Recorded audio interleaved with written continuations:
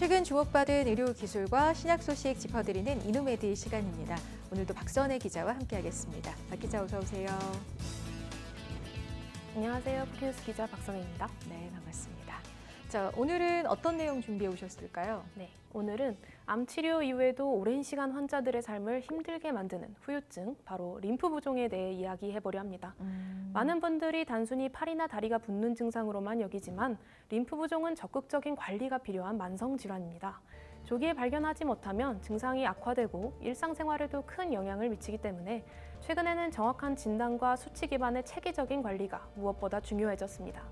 오늘 이노메디에서는 림프 부종의 정의부터 최신 관리 기술까지 차근차근 짚어보겠습니다. 네, 림프 부종이라는 병명은 좀 낯선 분들이 많으실 텐데요. 정확히 어떤 질환일까요? 네, 림프 부종은 림프계에 문제가 생기면서 체내 림프액이 제대로 배출되지 않고 팔, 다리, 얼굴 같은 부위에 만성적인 부종이 생기는 질환입니다. 시간이 지나면 단순히 붓는 걸 넘어서 딱딱해지고 통증이나 감염까지 이어질 수 있어서 빠른 진단과 꾸준한 관리가 중요한 질환으로 분류됩니다. 네, 암 치료 이후에 생긴다고 하셨는데 조금 더 구체적으로 어떤 경우에 발생하는지, 그러니까 위험도가 높은 분들이 따로 계실까요? 네, 림프 부종은 암 수술이나 방사선 치료 후 림프절이 손상됐을 때 잘 발생합니다. 암 중에서도 특히 유방암 수술 환자에게 흔한데요. 국내 림프 부종 환자 대다수도 유방암 수술을 받은 여성으로 알려졌습니다.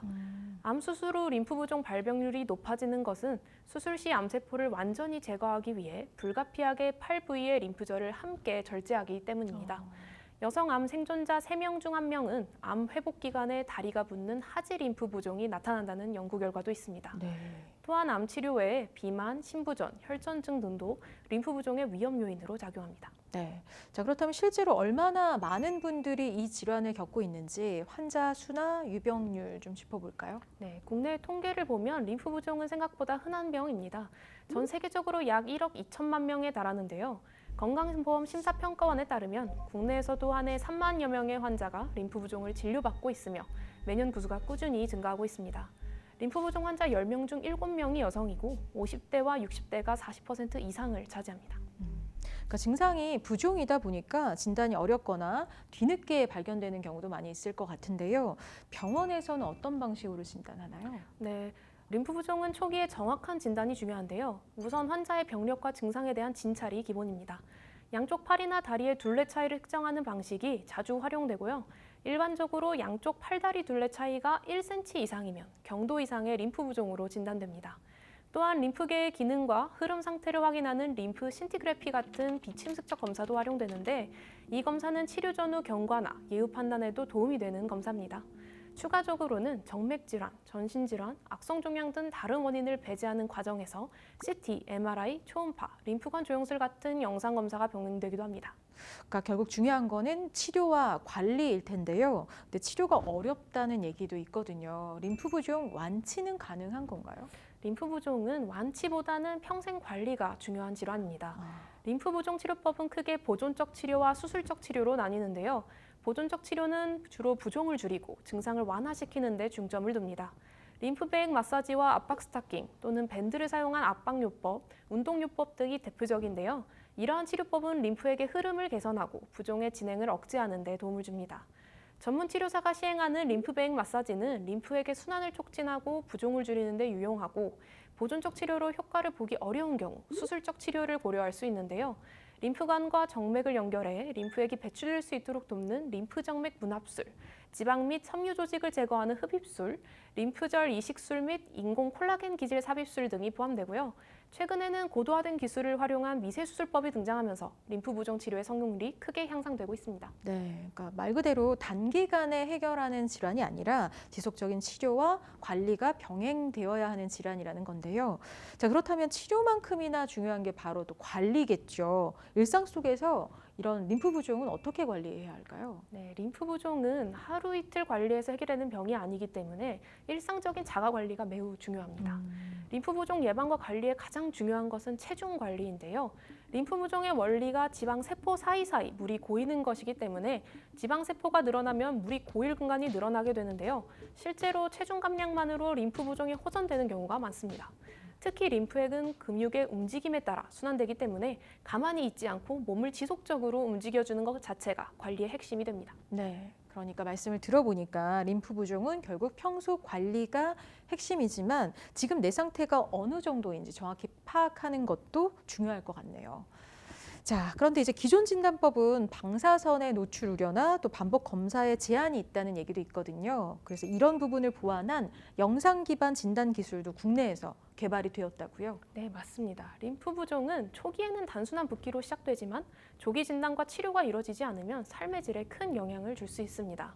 그런데 기존에 사용되던 림프 신티그라피 검사는 방사선 노출 우려가 있어 반복적인 검사에 제한이 있고 얕은 림프관 기능 확인에는 한계가 있었는데요. 이런 문제를 해결하기 위해 최근 국내 의료진이 영상 기반의 진단 기술을 개발해 상용화에 성공했습니다. 부산대병원 윤진아 교수팀이 개발한 림프스코프 ICG라는 장비는 인체에 무해한 형광 염료를 투여한 뒤 그 흐림을 실시간으로 관찰하면서 림프 부종의 조기 진단과 맞춤 치료까지 가능하게 만든 장비입니다. 현재 부산대병원에는 림프 부종 치료실이 별도로 운영 중이고 해당 장비를 활용한 임상 적응과 치료 워크숍도 진행 중입니다. 향후 이 기술이 더욱 많은 병원으로 확대된다면 여러 림프 부종 환자가 빠르고 정확한 진단과 치료를 받는 길이 열릴 것으로 기대됩니다. 네. 자, 이처럼 기술의 발전으로 보다 정밀한 진단과 맞춤형 치료가 가능해지고 있다는 점이 굉장히 인상적인데요. 그런데 최근에는 증상이 아예 나타나기 전에 림프의 흐름의 미세한 이상을 초기에 감지할 수 있는 기술도 개발이 됐다고 들었습니다.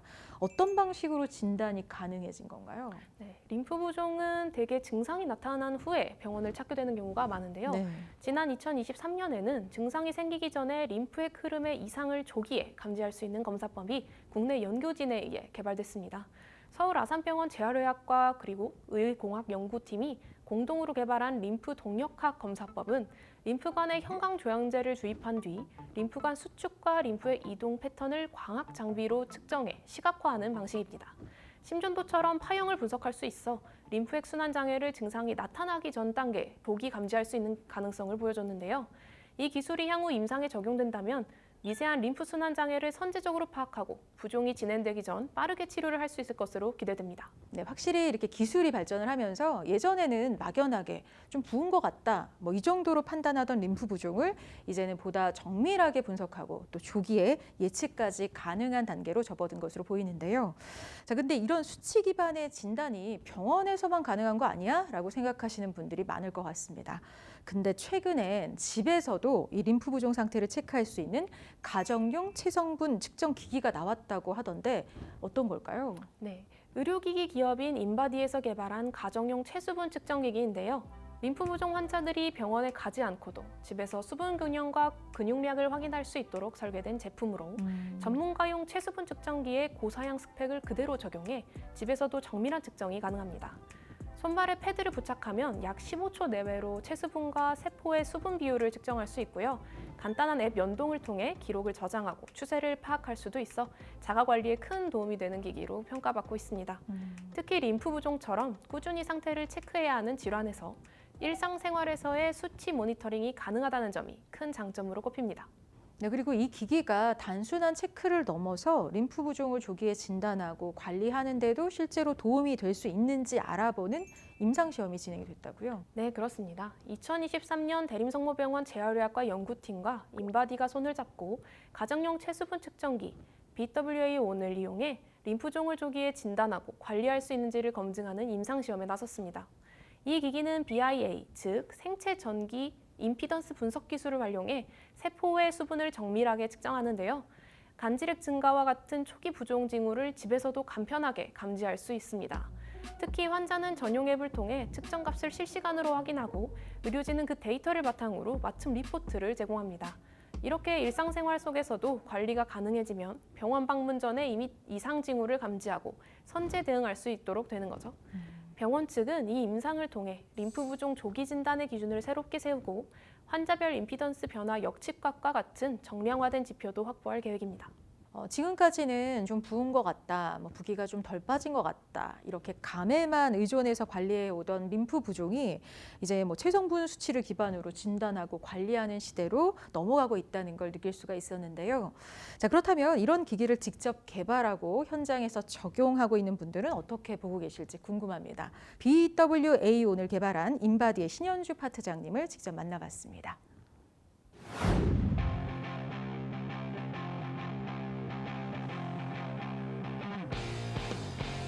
네, 안녕하십니까. 저는 체성분 분석기 기업에서 근무하고 있는 신현주라고 합니다.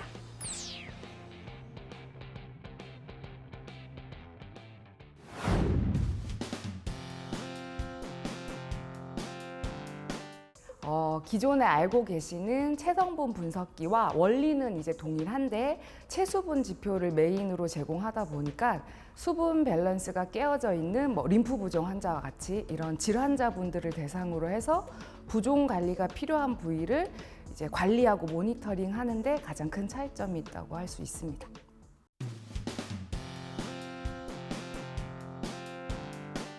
네, 저희가 이 유방암 수술 이후에 림프 부종 환자분들을 대상으로 해서 한 2년 정도 임상을 이어오고 있는데 환자분들의 부종을 굉장히 악화시킬 수 있는 그런 습관이나 그런 활동들이 있습니다. 그런 것들을 점차 하지 않게 되면서 본인만의 이제 부종 관리 루틴을 만드시고 악화되는 현상들을 최소화하면서 관리해 나가는 것들을 보면서 뭔가 장비를 활용하면서는 부종 졸업이라는 거를 좀 할 수 있지 않겠나? 그런 것들이 환자들에서의 최종 목표가 되지 않겠나? 그런 생각들은 좀 많이 하게 되었고, 너무 그런 장기적인 결과 말고도 일시적으로도 어떤 음식이나 활동들이 본인의 부종에 안 좋은 영향이 있는지를 좀 찾아갈 수 있다? 그래서 그런 것들을 조심하게 되고, 또 예를 들어서 악화될 때는 적극적으로 치료하게 되는 가이드로 사용된다는 부분에서 저도 이게 환자들한테 실질적인 도움이 될 수 있구나라는 생각들을 많이 하게 된 것 같습니다.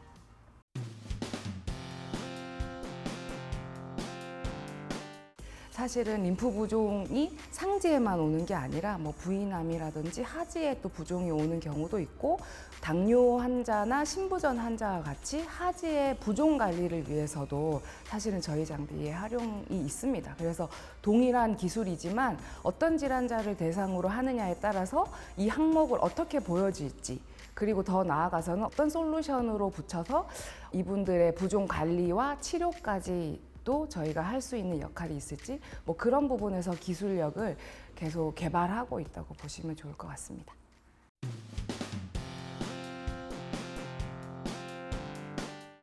저희가 최근에 유방암 수술 이후에 림프 부종 환자분들을 통해서 사실 부종 관리의 어려움들에 대해서 많이 이제 듣고 있는데요. 가장 많은 얘기가 본인이 부종이 이렇게 진행되고 있는지를 사실은 잘 모르고 있었다는 내용들이 많습니다. 그래서 유방암 재발이라고 하는 사실은 가장 큰 스트레스를 직면하고 있는데, 림프 부종이라고 하는 합병증이 또 다른 무게로 작용할 수가 있어서 저희가 그런 부분에서 조금 짐을 덜어주고자 하는 부분이 사실은 좀 바람이라고 할 수 있고요.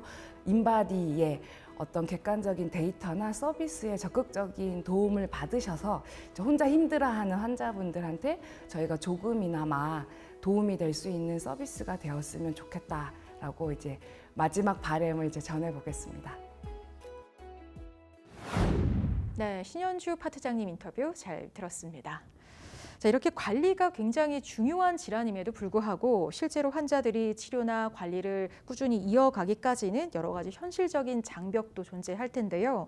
아무래도 집에서 혼자 측정하고 관리하는데 여러 가지 한계가 있지 않을까요? 어떨까요? 네, 맞습니다. 림프 부종은 장기적인 관리를 요하는 질환이지만 현재로선 가정에서 정기적으로 상태를 체크할 수 있는 체계가 부족한 상황입니다. 기기를 구입하거나 사용하는 데 부담이 따르기도 하고, 정확하게 수치를 해석하거나 의료진과 연계해 활용할 수 있는 제도적 장치도 아직 미흡한 편인데요. 혈압계나 혈당계처럼 일상적인 모니터링이 필요한 질환인 만큼 가정용 측정기기에 대해서도 수가 적용이 필요할 것으로 보이고요. 환자가 자가 측정한 데이터를 병원 진료에 연계할 수 있도록 의료진 교육과 상담 수가 확대도 함께 이뤄져야 할 것으로 보입니다. 이와 관련해 분당서울대병원 재활의학과 양은주 교수님에게 자세한 의견 들어봤습니다. 네. 자기 몸을 정확하게 측정해서 그것을 잘 접목시키는 고도에 어떻게 생각하면 지식의 집약체가 환자분께 같이 접목이 되어야지 제대로 림프 부종을 관리할 수 있게 되거든요. 림프절 수술을 받자마자 또는 림프 부종이 처음 발견되자마자 이런 교육만 제대로 이루어져도 추가적인 큰 의료비를 줄일 수 있는 하나의 좋은 조기 예방적 프로세스이기 때문에 그게 좀 국가에서 인정받고 활성화가 될 수 있도록 그런 것들이 좀 되면 좋겠습니다. 네, 아무리 좋은 기기가 있더라도 실제로 접근하기 어려운 구조라면 그 의미가 반감될 수밖에 없겠죠. 앞으로 기술과 제도가 더 잘 연결이 되어서 환자들이 실질적인 도움을 받을 수 있는 환경이 만들어지길 기대해 보겠습니다. 자, 오늘도 쿠키뉴스 박선혜 기자와 함께했습니다. 유익한 정보 고맙습니다. 감사합니다.